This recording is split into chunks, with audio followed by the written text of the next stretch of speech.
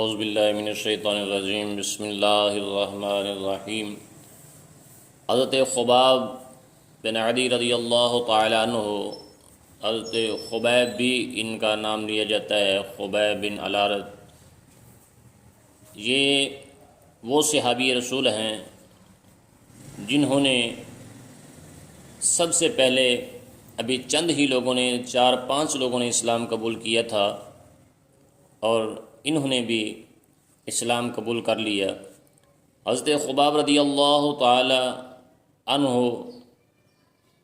انہی مبارک ہستیوں میں ہیں جنہوں نے امتحان کے لیے اپنے آپ کو پیش کیا تھا اور اللہ کے راستہ میں سب تکلیفیں برداشت کیں۔ شروع ہی میں 5-6 آدمیوں کے بعد مسلمان ہو گئے تھے، اس لیے بہت زمانہ تک تکلیفیں اٹھائیں۔ لوہے کی ذرہ پہنا کر ان کو دھوپ میں ڈال دیا جاتا، جس سے گرمی اور تپش کی وجہ سے پسینوں پر پسینے بہتے رہتے تھے۔ اکثر اوقات بالکل سیدھا گرم ریت پر لٹا دیا جاتا، جس کی وجہ سے کمر کا گوشت تک گل کر گر گیا تھا۔ یہ ایک عورت کے غلام تھے جو کہ کافرہ تھی۔ اس کو خبر پہنچی کہ یہ حضور اقدس صلی اللہ علیہ وسلم سے ملتے ہیں، تو اس کی سزا میں لوہے کو گرم کر کے ان کے سر کو داغ دیتی تھی۔ یہ دیکھیں کتنی تکلیف والی بات ہے۔ آج ہمیں تو اسلام وراثت میں مل گیا، اس لیے ہمیں اسلام کی قدر نہیں، ہمارے پاس نماز پڑھنے کا بھی وقت نہیں ہوتا، لیکن صحابہ نے کیسی قربانیاں دی ہیں، ذرا توجہ فرمائیں کہ سزا میں لوہے کو گرم کر کے ان کے سر کو داغ دیتی تھی وہ کافرہ عورت۔ ایک مرتبہ حضرت عمر رضی اللہ تعالی عنہ کے پاس حضرت خباب رضی اللہ تعالیٰ عنہ تشریف لائے تو آپ کے جسم پر نشان اور گڑھے پڑے ہوئے تھے۔ حضرت عمر بن رضی اللہ تعالی عنہ نے پوچھا، خباب یہ کیا ہوا؟ تو آپ نے فرمایا، اے عمر، آپ نے تو بڑی آرام اور سکون سے اسلام قبول فرما لیا، لیکن ہمیں بڑی مشکلات کا سامنا کرنا پڑا۔ میری مالک جو تھی وہ کافرہ تھی اور میں اس کا غلام تھا، وہ مجھے گرم کوئلوں پر لٹا دیتی تھی، یہاں تک کہ میری چربی پگھلنے لگتی تھی، اس لیے یہ میرے جسم پہ نشان اور گڑھے پڑ گئے ہیں۔ حضرت عمر رضی اللہ تعالیٰ عنہ نے کمر دیکھ کر فرمایا کہ ایسی کمر تو کسی کی دیکھی ہی نہیں۔ انہوں نے عرض کیا کہ مجھے آگ کے انگاروں پر ڈال کر گھسیٹا گیا، میری کمر کی چربی اور خون سے وہ آگ بجھی۔ ان حالات کے باوجود جب اسلام کو ترقی ہوئی اور فتوحات کا دروازہ کھلا تو اس پر رویا کرتے کہ خدا نخواستہ ہماری تکلیف کا بدلہ کہیں دنیا ہی میں تو نہیں مل گیا۔ حضرت خباب رضی اللہ تعالیٰ عنہ کہتے ہیں کہ ایک مرتبہ حضور اقدس صلی اللہ علیہ وسلم نے خلاف عادت بہت ہی لمبی نماز پڑھی۔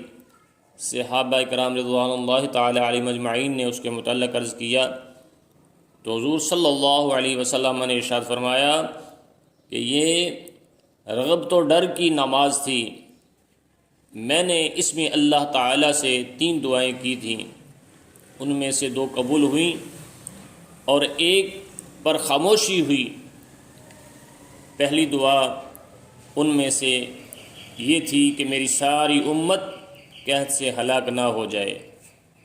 اللہ کے پیارے نبی نے فرمایا، سب سے پہلے میں نے یہ دعا کی کہ میری ساری امت قحط سے ہلاک نہ ہو جائے، یہ دعا قبول ہو گئی۔ دوسری یہ دعا کی کہ ان پر کوئی ایسا دشمن مسلط نہ ہو جو ان کو بالکل مٹا دے، یہ بھی قبول ہو گئی۔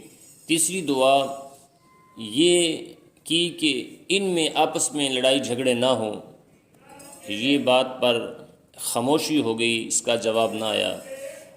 حضرت خباب رضی اللہ تعالی عنہ ایک مرتبہ اللہ کے محبوب کریم علیہ الصلوۃ والسلام کی بارگاہ میں حاضر خدمت ہوئے اور حاضر خدمت ہو کر عرض کرنے لگے اس وقت حضور خانہ کعبہ شریف کے ساتھ ٹیک لگا کر بیٹھے ہوئے تھے۔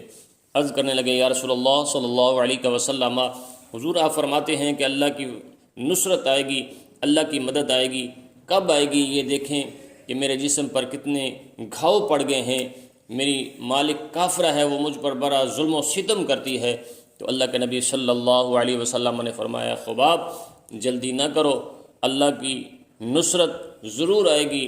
تم سے پہلے قومیں اس سے بھی سخت عذاب میں مبتلا تھیں کہ وہ جب دین قبول کرتی تو بادشاہ کے دربار میں انہیں بلایا جاتا اور ان کے سر پہ آرا رکھ کر انہیں زندہ چیر دیا جاتا تو ان کا مرتبہ اور مقام اور بڑھ جاتا۔ اس لیے صبر سے کام لیں، اللہ تعالیٰ کی فتح اور نصرت ضرور حاصل ہوگی۔ بالآخر اسلام کو غلبہ ملا اور اسلام کی قوت اور طاقت بڑھی۔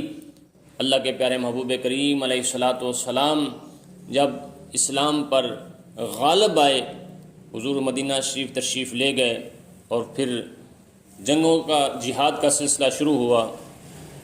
تو اس کے بعد چند لوگ مکہ المکرمہ سے مدینہ منورہ پہنچے کہ ہمیں دین سکھانے کے لیے کچھ صحابہ دیے جائیں، جن میں حضرت خباب بھی موجود تھے۔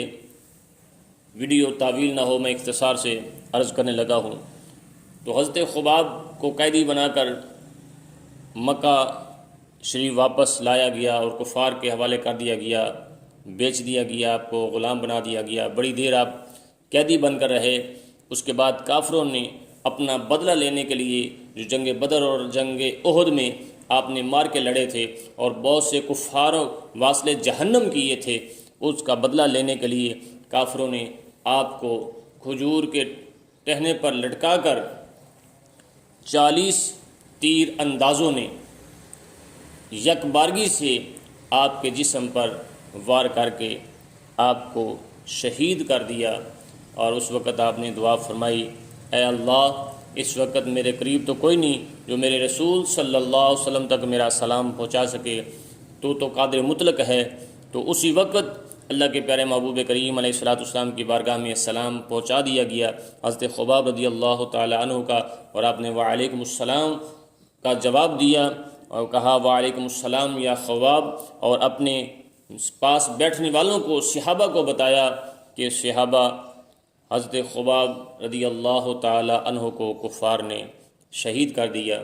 بعض روایات میں یہ بھی آتا ہے کہ آپ کی لاش کے ساتھ بڑی بے حرمتی کرنے کا سوچا تھا کفار نے، لیکن اللہ تعالیٰ کو یہ قبول نہ ہوا، اور اس صحابی رسول کی لاش جیسے ہی زمین پر آئی تو وہ زمین نے اپنے اندر نگل لیا۔